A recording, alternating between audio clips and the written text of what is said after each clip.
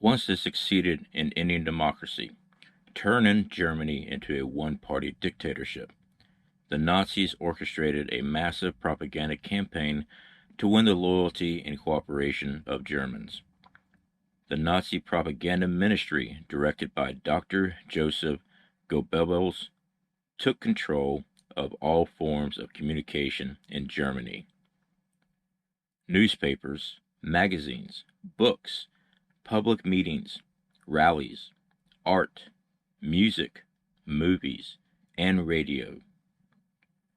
Viewpoints in any way threatening to Nazi belief or to the regime were censored or eliminated from all media. During the spring of 1933, Nazi student organizations, professors, and librarians made up a long list of books they thought should not be read by Germans. Then on one night of May 10, 1933, Nazis raided libraries and bookstores across Germany. They marched by torchlight in nighttime parades, sang chants, and threw books onto huge bonfires. On that night, more than 25,000 books were burned. The Nazi censors also burned the books of Helen Keller, who had overcome her deafness and blindness to become a respected writer. Told of the book burnings, she responded, "Tyranny cannot defeat the power of ideas." Hundreds of thousands of people in the United States protested the book burnings, a clear violation of freedom of speech. In public rallies in New York, Philadelphia, Chicago, and St. Louis. Schools also played an important role in spreading Nazi ideas. While some books were removed from the classroom by censors, other textbooks, newly written, were brought in to teach students blind obedience to the party, love for Hitler. After-school meetings of the Hitler Youth and League of German Girls trained the children to be faithful to the Nazi Party. Establishing control of the press. When Adolf Hitler took power in 1933, the Nazis controlled less than 3% of Germany's 4,700 papers.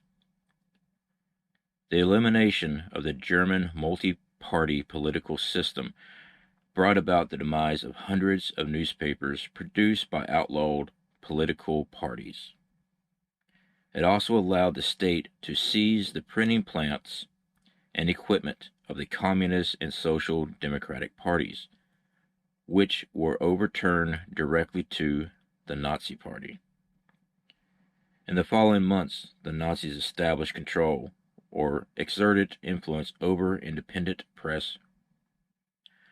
During the first week of 1933, the Nazi regime deployed the radio press, a newsreel to stoke fears of a pending communist uprising, then channeled popular anxieties into political measures that eradicated civil liberties and democracy.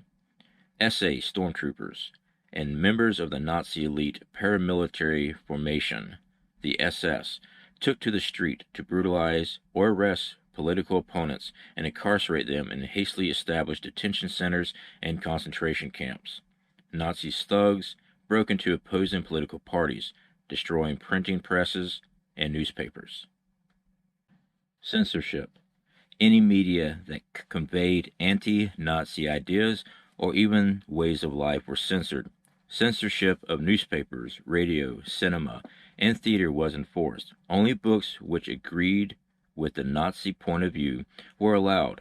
All other books were banned, and many were publicly burned from May 1933. Control of the church. Hitler believed that religion was a threat to the Nazi control over people's minds. The Catholic Youth League was broken up. Catholic priests were arrested and religious teaching banned. A Protestant right church with Nazi bishops were established. Non-Nazi Catholic priests and Protestant pastors were sent to concentration camps.